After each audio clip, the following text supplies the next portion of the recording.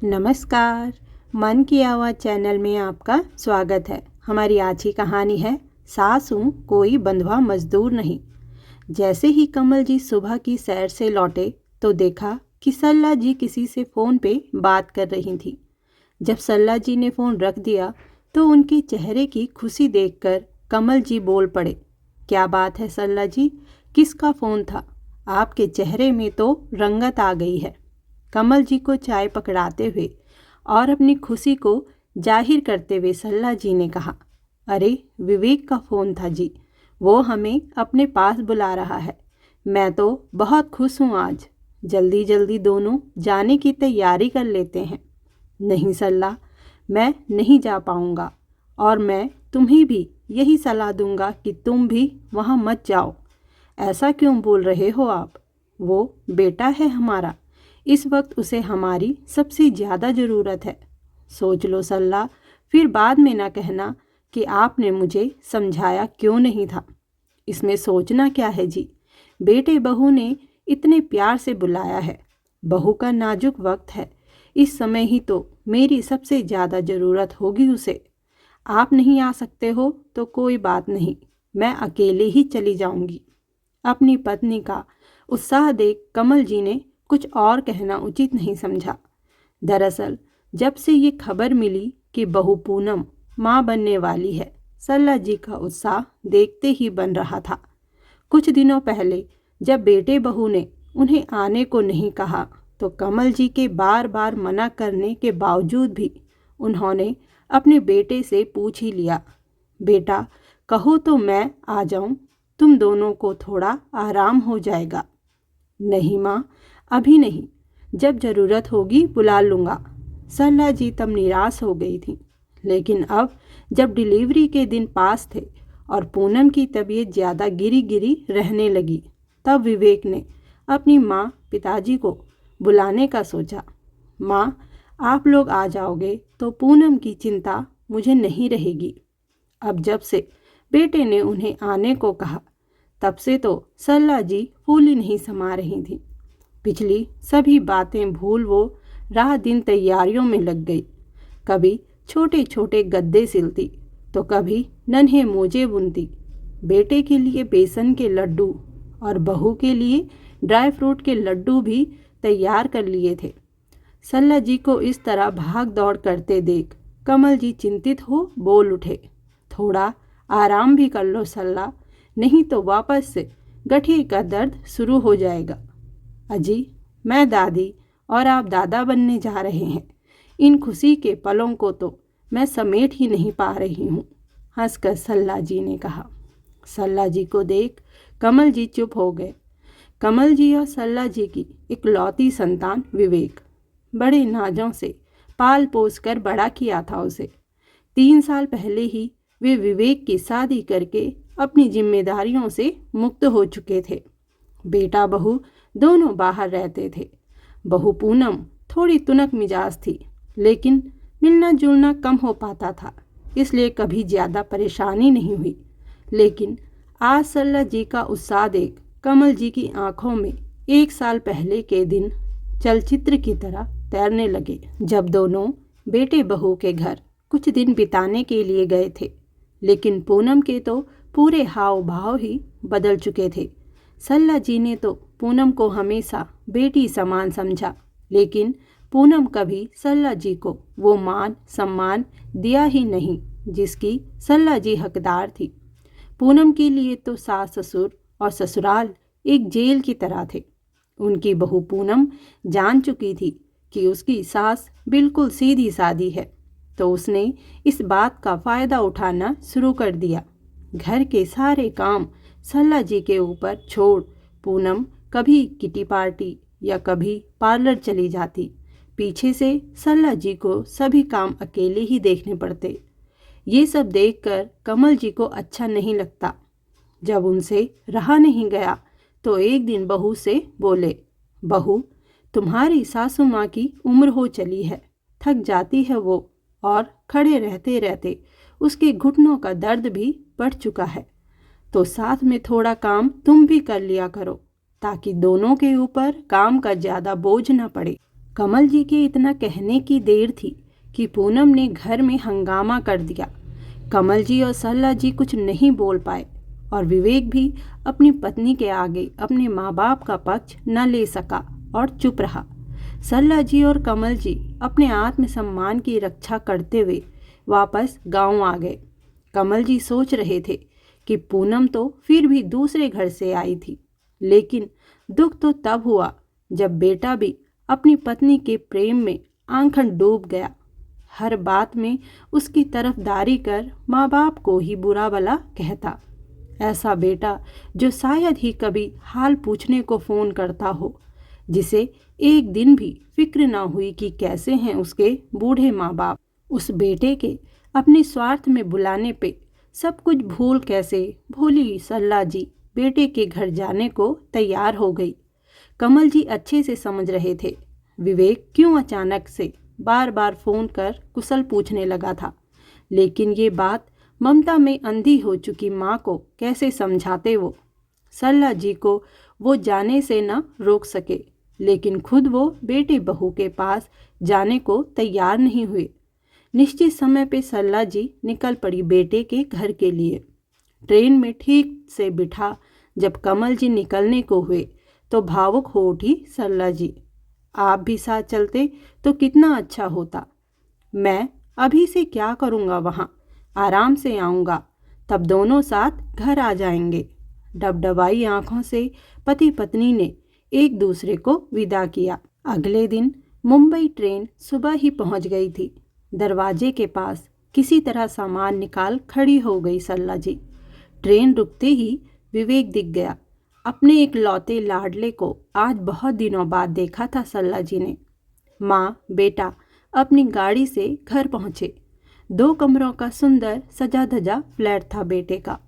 सास को देख बहू पूनम आई और औपचारिकता दिखा कमरे में चली गई। पूनम का ऐसा व्यवहार कोई नया तो था नहीं, इसलिए सरला जी मौन ही रह गई। थोड़ी देर में पूनम ने अनबने ढंग से 2 कप चाय और कुछ बिस्किट सरला जी के सामने टेबल पर रख दिए। विवेक ने माँ को उनका कमरा और रसोई दिखा दी। अगले दिन से सरला जी की भागदौड़ शुरू हो गई। सुबह जल्दी उठ विवेक के लिए नाश्ता और डब्बा देती, फिर घर के दूसरे काम करती। साथ ही समय समय पे पूनम को दूध, फल और खाना भी बनाना होता। विवेक ने माँ से साफ कह दिया था कि पूनम को डॉक्टर ने गरम ताज़ा खाना ही खाने को बोला है। पूनम तो ज़्यादातर अपने कमरे में ही रहती। बस एक बाई थी जो दोपहर के समय आती और सिर्फ साफ सफाई करके चली जाती। समय बीत रहा था। उस छोटे से फ्लैट में सरला जी को बहुत घुटन होने लगी थी। ना ही कोई बात करने वाला और ना ही कोई हालचाल पूछने वाला। पूनम तो बस काम से काम रखती और विवेक देर से ऑफिस से आता और पूनम के पास ही बैठता। सरला जी को गांव का अपना खुला घर और बगीचा बहुत याद आने लगा था, लेकिन दादी बनने की खुशी में वह सब सह रही थी। उम्र के साथ घुटनों का दर्द इतने काम के बोझ से बढ़ता ही जा रहा था।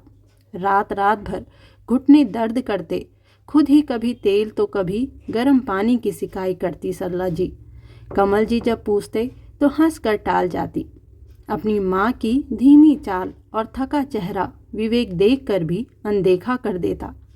जल्दी ही पूनम की डिलीवरी का समय पास आ गया और एक रात दर्द भी शुरू हो गया। कोई खास दिक्कत नहीं थी, नॉर्मल डिलीवरी से बच्चा हो गया।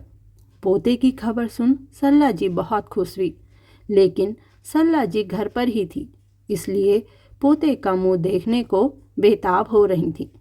विवेक बेटा, मुझे भी मेरे पोते को देखना है, ले चल अस्पताल मुझे।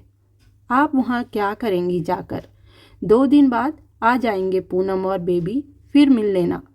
विवेक के रूखे से जवाब को सुन सरला जी चुप रह गई।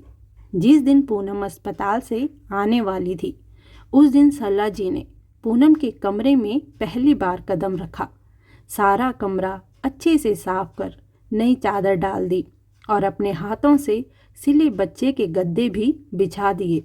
पूनम आई तो पोते और बहू की नज़र उतार सरला जी ने विवेक से कहा, विवेक, ये तो बिल्कुल तेरे जैसे दिखता है। बेटा, इन्हें कमरे में ले जा, मैं बहू के लिए दूध और लड्डू लेकर आती हूँ। जल्दी से दूध गर्म कर प्लेट में 2 लड्डू रख सल्ला जी कमरे की ओर बढ़ी कि कदम वहीं दरवाजे पे रुक गए। ये क्या 3rd क्लास के गद्दे बिछा रखे हैं तुम्हारी माँ ने विवेक? बेबी को रैसेज आ जाएंगे इससे। हटाओ इसी वक्त इसे, और बेबी का नया सेट जो मैंने मंगवाया था वो बिछा दो। पूनम की बात सुन, विवेक कहता है, लेकिन पूनम, माँ ने इतने प्यार से अपने हाथों से इसे बनाया है, उन्हें बुरा लग जाएगा। और बेबी को रैसेस हो गए तब तुम्हें अपने बच्चे की जरा भी परवाह नहीं विवेक। पूनम की डांट खा विवेक ने फटाफट गद्दे बदल दिए। दरवाजे पे खड़ी सल्ला जी अपने बेटे बहू का व्यवहार देख बहुत दुखी हो गई, लेकिन बिना कुछ जताए कमरे में ट्रे रख वापस आ गई। सल्ला जी बहू का खूब ख्याल रख रही थी। घर के सभी कामों की जिम्मेदारी उन्होंने अपने ऊपर ले रखी थी। पूनम बच्चे को बिल्कुल सल्ला जी के पास नहीं जाने देती। उसके अनुसार सल्ला जी के शरीर से घर के कामों के बाद पसीने की दुर्गंध आती है, जो कि बच्चे के लिए बिल्कुल सही नहीं थी। लेकिन ममतावश वो पोते को कभी कभी उठा लिया करती। एक दिन पोते को गोद में लिए वो उसको खिला रही थी कि अचानक पूनम आ गई और कहने लगी, कितनी बार कहा है आपसे कि पहले हाथों को अच्छी तरह धो लिया कीजिए। उन्हीं काम वाले हाथों से मेरी प्रिंस को छुआ मत कीजिए, पर फिर भी आपको समझ नहीं आता है ना। कहते कहते पूनम सल्ला जी के पास गई और बेटे को जबरदस्ती उनकी गोदी से उठाकर कमरे में चली गई। सल्ला जी की आत्मा अंदर से चित्कार उठी, आंखों से आंसू बहने लगे। अब तो वो बस दूर से ही निहार लेती अपने पोते को, और विवेक भी यह सब देख रहा था, लेकिन बस मूक दर्शक बना रहता। एक दिन दोपहर पे दरवाजे की घंटी बजी। सल्ला जी ने दरवाज़ा खोला तो आधुनिक परिधान में सजी एक लड़की खड़ी थी। किनसे मिलना है आपको? सल्ला जी के पूछने पे अजीब सी शक्ल बना वो लड़की अंदर घुस गई। तभी सामने से पूनम भी आ गई। अरे स्नेहा, तुम लंदन से वापस कब आई? बताया भी नहीं। मेरी छोड़, तू मुझे पहले ये बता पूनम कि आखिर लगा ही ली तूने फुल टाइम मेड। चलो, जान छूटी तेरी सास से, वरना वो यहाँ आ धमकती और तेरी छाती पर मुंह दलती। मैंने तो पहले ही कहा था कि फुल टाइम मेड लगा ले, लेकिन तुझे ही पैसे दिख रहे थे। अब मुंबई है तो पैसे तो खर्च करने ही पड़ेंगे। अच्छा ये बता, कितने में रखा है इन्हें, और काम तो ठीक से करती है ना? स्नेहा अपने रो में बोलती जा रही थी और इधर पूनम का चेहरा सफ़ेद पड़ चुका था। सल्ला जी के सामने सारी सच्चाई आ चुकी थी। फुल टाइम मेड के पैसे और उनके नखरों से बचने के लिए बेटे बहू ने उन्हें यहाँ बुलाया गया था। अब सल्ला जी को समझ आ रहा था विवेक का बार बार फ़ोन करना और माँ का मनुहार करना। थक से सल्ला जी का कलेजा कर गया। पूनम ने स्नेहा का हाथ पकड़ा और उसे कमरे में ले गई और सल्ला जी कटे वृक्ष समान बिस्तर पे गिर पड़ी। वो समझ चुकी थी कि उनकी ज़रूरत इस घर में किसी को नहीं थी। कितनी पागल थी वो, जो इतना तिरस्कार सहकर भी बेटे बहू के मुंह में फंसी थी। शाम तक सल्ला जी खुद को संभाल चुकी थी। अपने आत्मसम्मान को ममता के आड़ में बहुत छिपा लिया था सल्ला जी ने, लेकिन आज की घटना ने उनके आत्मसम्मान को झकझोर दिया था। अब एक पल भी वो अपने सम्मान से समझौता कर इस घर में नहीं रह सकती थी। रात को विवेक घर आया तो सन्नाटा देख वो पूनम के पास गया। पूनम ने सुबह का सारा घटनाक्रम विवेक को बताया तो विवेक बोला, अरे कोई बात नहीं, मैं अपनी माँ को अच्छे से जानता हूँ, मैं समझाऊंगा तो वो सब समझ जाएंगी, तुम चिंता मत करो। विवेक माँ को मनाने उनके कमरे में जाता है। माँ, दरवाजे से विवेक ने आवाज़ लगाई, लेकिन आज सल्ला जी वो पहले वाली माँ नहीं रह गई थी जो बेटे की एक आवाज़ पे दौड़ी चल देती थी। अपने स्वार्थी बेटे बहू से उनका मोह भंग हो चुका था। विवेक, कल सुबह सबसे पहले वाली ट्रेन की टिकट मेरे लिए कटवा दो। अगर ट्रेन में सीट ना मिले तो हवाई जहाज़ की कटवा दो। और हाँ, चिंता मत करना, इस टिकट के पैसे मेरे पति तुम्हारे अकाउंट में डाल देंगे। सल्ला जी ने विवेक को कटाक्ष करते हुए कहा। अरे माँ, इतनी छोटी सी बात का बतंगड़ बनाने की क्या ज़रूरत है? वो पूनम की सहेली तो कुछ भी बोलती है, उसकी बातों को यूं दिल से क्यों लगा रही हो? छोटी सी बात, तुम लोगों को मैं एक नौकरानी से ज़्यादा और कुछ नहीं लगती। आज मुझे इस घर में एक नौकरानी की संज्ञा दी गई है और तुम्हें ये छोटी सी बात लगती है। और संज्ञा क्यों, मुझे तो इस घर में समझा ही एक नौकरानी जाता है। क्या बेटा क्या बहू, दोनों के लिए मैं एक नौकरानी से ज़्यादा कुछ नहीं हूँ। आज तक मैं सब कुछ चुपचाप सहन कर रही थी, लेकिन अब पानी सर से ऊपर जा चुका है। अरे, तेरे पिताजी ने मुझे समझाया भी था, लेकिन मैं ही ममता में अंधी हुई जा रही थी। सल्ला जी की आंखों से आंसुओं का सैलाब बह निकला। अब मैं इस घर में और नहीं रह सकती, कहते हुए सल्ला जी अपना सामान पैक करने लगी। विवेक अपनी माँ का ऐसा रूप देखकर उनके सामने कुछ नहीं बोल पाया और वापस जाने लगा। अब जाते हुए दरवाज़ा बंद करके जाना, सल्ला जी ने विवेक को आदेश दिया और अपने काम में लग गई। विवेक चुपचाप कमरे से निकल गया। अगली सुबह ये सोचकर कि कहीं पोते का मुंह उन्हें रोक न ले, उसे दूर से ही देखकर निकल गई। सल्ला जी सोच रही थी कि शायद विवेक उनको स्टेशन तक छोड़ आएगा, लेकिन विवेक ने उनके लिए कैब बुलाई और ड्राइवर को रेलवे स्टेशन तक छोड़ देने को कहा। बेटे के ऐसे व्यवहार ने सल्ला जी को तोड़ के रख दिया। जिस बेटे बहू की उन्होंने इतनी सेवा की, उसी ने बेइज्जती का इतना बड़ा इनाम देकर उन्हें घर से जाने को मजबूर कर दिया। सल्ला जी पहली ट्रेन पकड़कर वापस लौट आईं।